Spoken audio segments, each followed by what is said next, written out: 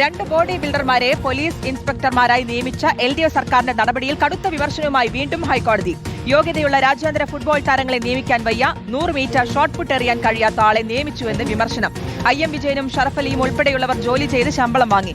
ഇവിടെ ചിലർ ഒരു പണിയും എടുക്കാതെ ശമ്പളം വാങ്ങാൻ നോക്കുന്നുവെന്നും കോടതി.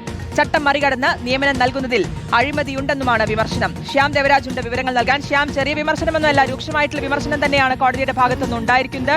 ഇതിൽ ഒരു പണിയെടുക്കാതെ ശമ്പളം വാങ്ങാനുള്ള ഒരു നീക്കം നടക്കുന്നു. കഴിഞ്ഞ സർക്കാരിനെതിരെയാണ് വിമർശനം. ഇടത് സർക്കാരാണ് കഴിഞ്ഞ ഇടത് സർക്കാരിന്റെ കാലഘട്ടത്തിൽ, രണ്ടാം പിണറായി സർക്കാരിന്റെ കാലഘട്ടത്തിലാണ് രണ്ട് ബോഡി ബിൽഡർമാരെ ചട്ടങ്ങൾ മറികടന്ന് CAമാരായി നിയമിക്കാനുള്ള നീക്കം നടത്തിയത്.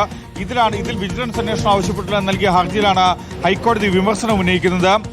യോഗ്യതയുള്ള രാജ്യാന്തര ഫുട്ബോൾ താരങ്ങൾ അനസ് എടത്തൊടുക ഉൾപ്പെടെയുള്ള രാജ്യാന്തര താരങ്ങളെ നിയമിക്കാൻ സർക്കാരിന് വയ്യ, 100 മീറ്റർ ഷോട്ട് പുട്ട് എറിയാൻ കഴിയാത്ത ആളെ നിയമിച്ചു എന്ന വിമർശനവും കൂടി ഹൈക്കോടതി ഉയർത്തുന്നുണ്ട്.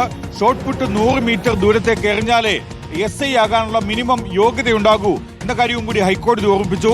മാത്രമല്ല 1984 ചട്ടങ്ങൾ അനുസരിച്ചാണ് രാജ്യത്തെ തന്നെ ഏറ്റവും മികച്ച കായിക താരങ്ങളായ IM വിജയനും ഷറഫ് അലിയും KT ചാക്കോയും ഉൾപ്പെടെയുള്ള പ്രഗത്ഭ താരങ്ങൾ പോലീസ് സേനയിലേക്ക് നിയമനം നേടിയത്. അവർ ASI തസ്തികയിലാണ് നിയമനം നേടിയത്. പക്ഷേ ഇവിടെ ചിലർ ഒരു പണിയും എടുക്കാതെ ശമ്പളം വാങ്ങാൻ നോക്കുന്നു. CI നിയമനം നേടുമ്പോൾ നേരെ ഉന്നതമായ വലിയ പോസ്റ്റുകളിലേക്കാണ് പോകുന്നത്. പ്രൊമോഷൻ കാത്തിരിക്കുന്ന SIമാരുടെ മുകളിലൂടെയാണ് ഈ നേട്ടമുണ്ടാക്കുന്നത്.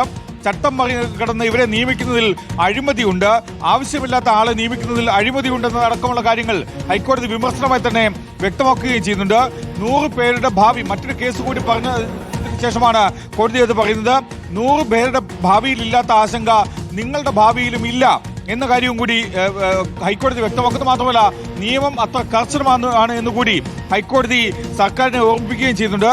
നിയമനം നേടിയ ആൾ സർവീസിൽ നിന്ന് വിരമിക്കുമ്പോൾ സാമ്പത്തിക നഷ്ടമുണ്ടാകും, അഴിമതിയുടെ സാധ്യതയുണ്ട് എന്നാണ് കോടതി പരിഗണിക്കുന്നതെന്ന കാര്യവും കൂടി ഹൈക്കോടതി വ്യക്തമാക്കുകയും ചെയ്തു.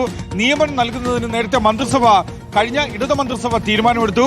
പക്ഷേ യോഗ്യതാ പരീക്ഷയിൽ തോറ്റതിനു ശേഷം നടപടിക്രമം എന്താണ് എന്ന് ഉദ്യോഗസ്ഥർ കഴിഞ്ഞ മന്ത്രിസഭയെ അറിയിച്ചതുമില്ല എന്നുകൂടി ഹൈക്കോടതി വിമർശനമായി തന്നെ വ്യക്തമാക്കുകയും ചെയ്യുന്നുണ്ട്. എന്തായാലും എന്താണ് നിയമന രീതി എന്നടക്കമുള്ള കാര്യങ്ങൾ സർക്കാരിനോട് ഹൈക്കോടതി ചോദിച്ചു. ഈ സർക്കാരിന്റെ ഉത്തരവ് കൊണ്ട് ചട്ടം മറികടക്കാനാകില്ല എന്നുകൂടി ഹൈക്കോടതി സർക്കാരിനെ ഓർപ്പിക്കുന്നുണ്ട്. സർക്കാരിന്റെ ഉത്തരവിന് വ്യക്തതയുടെ സ്വഭാവം മാത്രമാണ് ഉള്ളത് എന്നും അനസ് എടത്തൊടിക ഉൾപ്പെടെയുള്ളവരുടെ നിയമനം നിഷേധിച്ചത് ഗൗരവതരമാണ്, ചട്ടങ്ങളിൽ ഇല്ലാത്ത നിയമനമാണ് ബോഡി ബിൽഡർമാർക്ക് നൽകിയത് നടക്കമുള്ള വിമർശനങ്ങളാണ് ഹൈക്കോടതി ഉയർത്തിയത്. എന്തായാലും ഇക്കാര്യത്തിൽ നിന്ന് വാദം പൂർത്തിയായി.